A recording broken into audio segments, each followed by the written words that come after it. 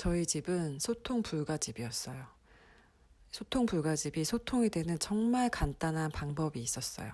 수많은 상담 프로그램이랑 상담책들의 솔루션을 보면서 깨달았어요.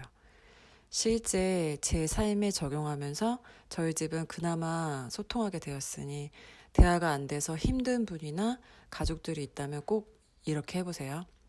일단 대화의 룰을 정하세요. 대화는 말하는 사람이랑 듣는 사람이 있죠.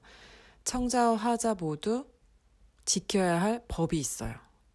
신호등 같은 법이니까 대화에 꼭 적용해 보세요. 대화할 때 첫째, 말하는 사람은 한 사람이어야 돼요.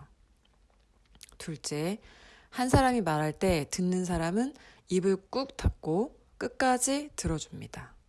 셋째, 듣는 사람은 자신의 의사와 관계없이 무조건 상대방의 말에 그렇구나, 그랬구나, 그 상대의 마음을 인정해 줍니다. 넷째, 한 사람이 너무 길게 말하는 습관이 있다면 공평하게 말하는 시간을 정해둡니다. 장황하고 길게 말하던 사람도 요점을 간략하게 말하는 연습을 할 수 있어서 유익합니다. 정말 간단하고 쉬워 보이죠?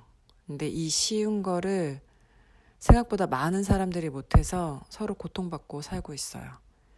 쉬운 것 같아도 생각보다 들어주는 게 매우 힘듭니다. 왜 들어주는 게 힘들까요?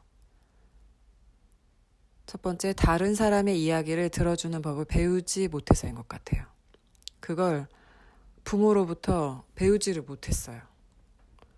두 번째, 들어주려면 참을성과 인내심이 있어야 하는데 먼저 나한테 그 들어주는 참을성, 인내심이 부족한 거예요. 셋째, 상대방의 말을 헛소리라고 들을 가치가 없다. 내 생각이 제일 옳다. 생각하는 무지와 교만함이 있는 겁니다. 근데 이 2번, 3번 다 사실은 배우지를 못해서인 거죠. 만약에 부모님이 서로 오손도손 서로의 이야기를 집중해서 들어주고 아이고 네가 그랬구나 하는 인정해주는 이런 대화를 보고 배우지를 못하고 서로 자기 얘기만 하다가 흥분해서 화내고 싸우는 가정에서 자란 아이는 당연히 들어주면서 인정하는 소통하는 대화를 하기 매우 힘든 사람이 되는 겁니다. 대신 보고 배운 대로 자기 이야기만 하면서 싸우겠죠? 그러니 내가 그렇지 못하는 것에 대해서 너무 자책하지 마시고 앞으로 노력하면 되는 겁니다. 혹시 내 얘기만 계속하고 있다면 내가 매우 미성숙한 사람이구나 알아차리세요. 그리고 상대방의 이야기를 끝까지 듣는 연습을 이를 악물고 하세요. 사람은 안 변해. 이런 말은 다 헛소리예요.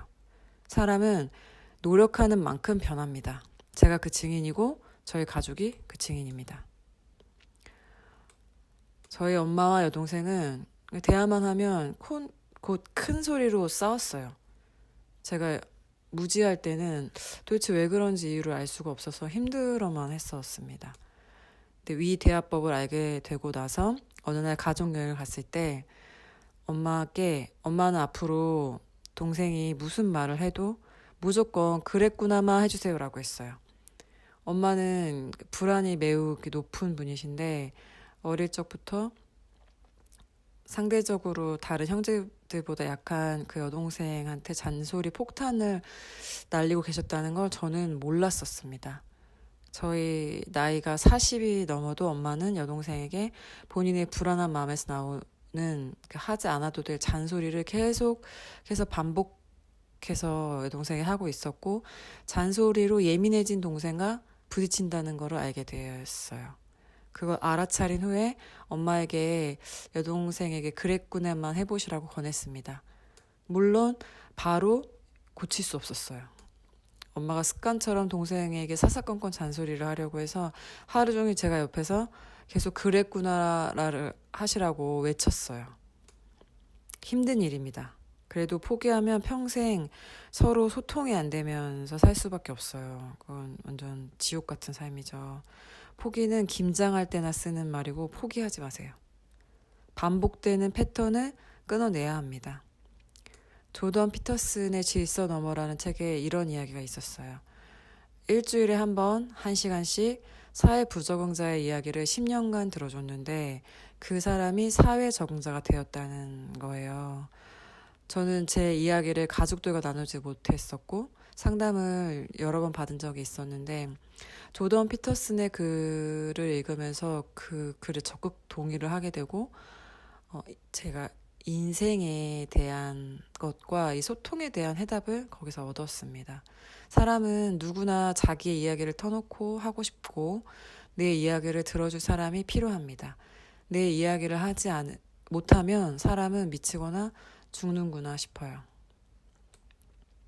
평생 본인 이야기만 열심히 하는 엄마한테 저책 이야기를 하고 내가 엄마 얘기를 많이 들어줬으니까 엄마도 이제 1시간 동안 내 이야기를 상담사처럼 들어달라고 부탁드렸어요. 앞으로 1시간 동안 무조건 엄마는 내 이야기를 들어주시고 거기에 엄마의 의견이나 이렇게 반론이나 토를 달지 마시고 그랬구나만 해달라고 그렇게 부탁을 드렸어요. 근데 엄마가 감사하게도 그거를 노력을 해주셨어요. 그 1시간 동안. 그래서 엄마가 제 얘기를 태클을 걸지 않으시고 그대로 받아주면서 들어주셨어요. 그랬구나 이러시면서 제 평생의 첫 경험이었어요. 그게 엄마와의 대화에서. 그때가 세상에서 제일 행복했던 것 같아요. 이게 굉장히 새로운 경험이었고 뭔가 엄마와 저의 대화가 정상 범위 내로 들어가는 기분이었습니다. 44세 때. 그 후로 엄마도 진짜 많이 그 경험을 통해서 엄마가 정말 많이 달라지셨던 것 같아요. 전에는 본인의 얘기만 하시고 제가 무슨 얘기를 하면 항상 반박을 하거나 이래서 다툼이 되는 소통 불가 엄마라고 생각했었는데 그때 새로운 세상을 경험했어요. 우리 엄마도 이렇게 대화를 할 수 있는 사람이구나. 우리 엄마도 내 얘기를 이렇게 들어주고 받아주는 사람이구나. 내가 무슨 이야기를 해도 다 들어주고 내가 다 모든 내 마음을 털어놓을 수 있는 한 사람만 있어도 사람은 미치지 않고 죽지 않습니다. 나도 편하게 이야기하고 상대도 편하게 이야기할 수 있는 그런 관계들을 만들어가면 좋겠습니다. 부부관계, 이성관계, 가족관계, 사회관계 어디에서든지 어떤 관계에서든지 일단 상대의 말을 경청해 주세요. 경청은 자세히 그냥 듣는 것만은 아닌 것 같아요. 상대가 이야기를 하면 저 사람이 무슨 말을 하는 거지? 왜 저렇게 이야기를 하는 거지?